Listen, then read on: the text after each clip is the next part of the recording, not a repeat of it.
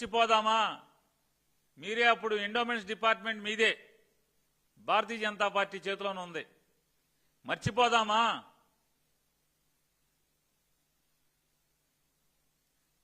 పూ పార్టీ మనుషులు చెప్పండి మీ ఇద్దరు. ఇవన్నీ మర్చిపోవద్దా? ఇవన్నీ మర్చిపోవాలా?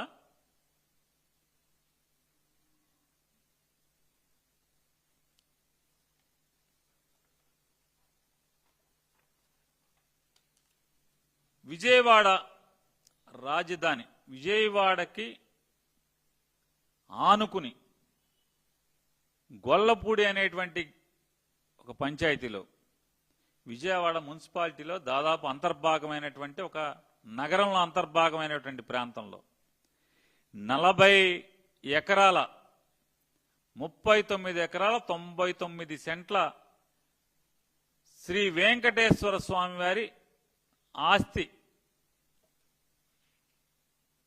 మీ కూటమి నాయకుడు తెలుగుదేశం నాయకులు ఆక్రమించుకుంటాకి, కబ్జా చేయటానికి జరుగుతున్నటువంటి ప్రయత్నాన్ని మర్చిపోదామా?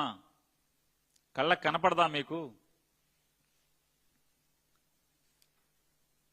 ఇది 2019కి ముందు, 2019వ సంవత్సరానికి ముందు మచిలీపట్నంలో ఎవరైతే ఇప్పుడు ఈ 40 ఎకరాలు దోచుకుంటాకి, ఆక్రమించుకుంటాకి ప్రయత్నం చేస్తున్నారో వారి యొక్క, ఆ స్వామివారి యొక్క ఆలయ స్థితి చూడండి. ఒకసారి చూడండి, మొత్తం బాదుల మీదే. స్వామివారి మీద కూడా ఎంత అశుభం అంటే, స్వామివారి మీద గర్భగుడిలో ఆయన మీద కూడా వర్షం పడే పరిస్థితులు ఆ రోజు. మరి కొల్లు రవీంద్ర మంత్రి, అక్కడి నుంచి ఎమ్మెల్యే మంత్రి,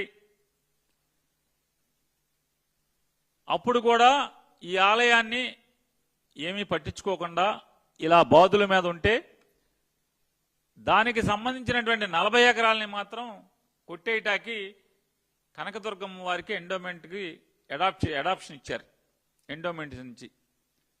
కానీ దీపాలకి, దీప నైవేద్యాలకి మాత్రం డబ్బులు పంపించేవాళ్ళు కాదు.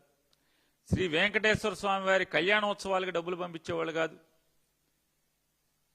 ఏమీ పంపించకుండా ఈ 40 ఎకరాలని ఎండోమెంట్ క్వార్టర్స్ కడదామా, ఎండోమెంట్స్ కమిషనరు బంగ్లా కడదామా, లేకపోతే మనం ఎవరెవరం పంచుకుందాం అనేటువంటి తెలుగుదేశం నాయకుల ఆలోచనలు తప్పితే, ఆ స్వామివారిని బాగు చేద్దాం, స్వామివారి ఆలయాన్ని బాగు చేద్దామని మాత్రం, ఆయనకి సేవ చేసుకుందామని నారా చంద్రబాబు నాయుడు గారు కానీ, ఆ రోజు ఎండోమెంట్స్ డిపార్ట్మెంట్ నడిపిన భారతీయ జనతా పార్టీ కానీ, అప్పుడు ఎమ్మెల్సీగా ఉన్నటువంటి ఇవాళ పివిఎన్ మాధవ్ గారు కానీ ఎవరూ పట్టించుకోలే. మరి మర్చిపోదామా అని ఎందుకు కేకలేయట్లా? పెద్ద పెద్ద దీర్ఘాలు తీయాలిగా. మర్చిపోదామా అని దీర్ఘం ఎందుకు తీయట్లా? అప్పుడు ఇది లేదా, ఇది కనపడట్లేదా?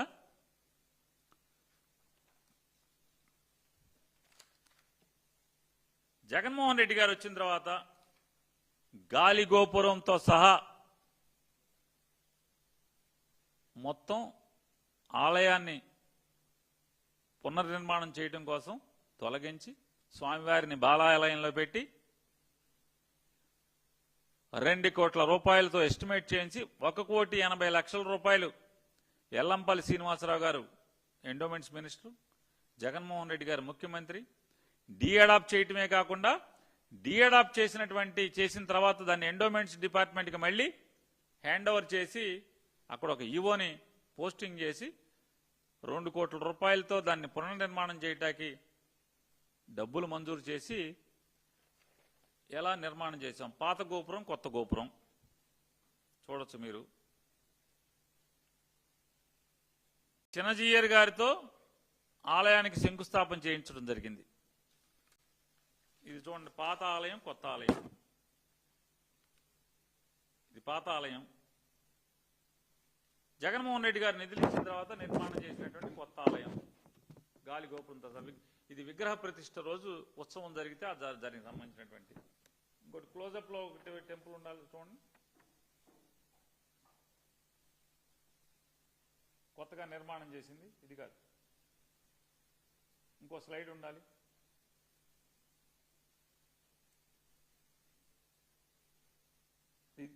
ఇదే అది గుడి లోపల నుంచి కనపడేటువంటి గుడి అది. మర్చిపోదామా? తెలుగుదేశం మీరు కలిసి చేసినటువంటి పాపాలను మర్చిపోదామా? దీర్ఘం తీరే ఇద్దరు